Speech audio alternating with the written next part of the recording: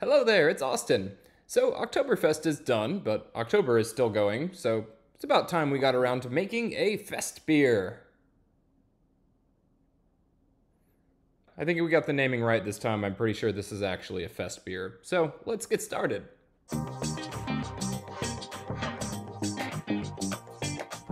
The water for this batch will be 4.8 gallons of reverse osmosis water, and I'll be adjusting that water with the following additions of calcium chloride, Epsom salt, and gypsum.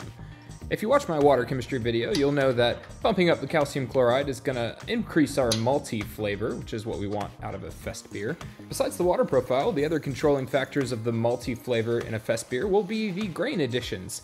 I'll be using Munich 1 and Vienna malt in conjunction with Pilsner malt to give a nice malty flavor, but still a pretty light color. With the mash going at 150 degrees, we'll let it sit for 45 to 60 minutes.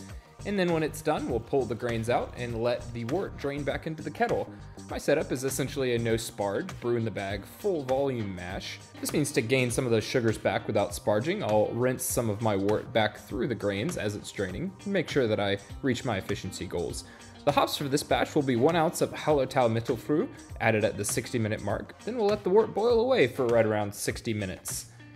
At the 5-minute mark, I'll add in another ½ ounce of Hallertau Mittelfrüh before letting Melon taste test some of the grains, and added some inspiration there with the Sierra Nevada Oktoberfest.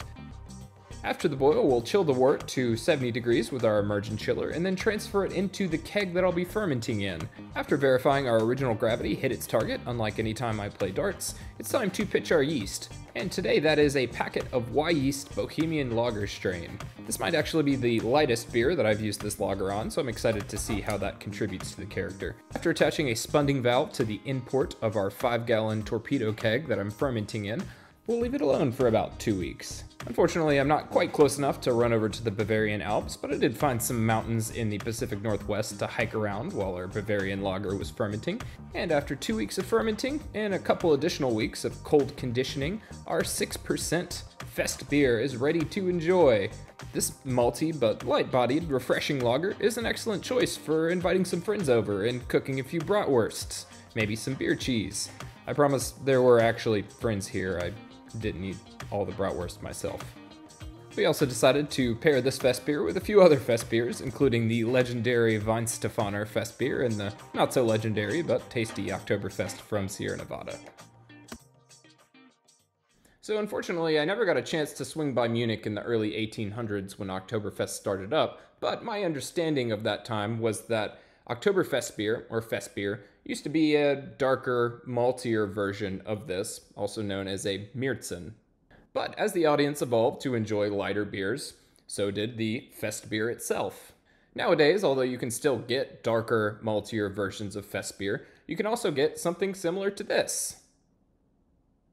And I really like this version because it tastes like a malty, character-full Southern German lager, but it also doesn't feel quite as filling as drinking a darker beer. There's some good, unique bready flavor in this beer, and the hops are definitely contributing some good floral characteristics. It actually ended up clearing up pretty well, which I was pleased with. This beer is definitely in its element with some bratwursts, pretzels, and beer cheese, and I've definitely enjoyed getting to have it on tap through the late part of September into October as the weather is cooling down just a little bit. It's definitely a great beer for the occasion, whether that's a barbecue or a tailgate, or maybe a festival that you got going on in Munich.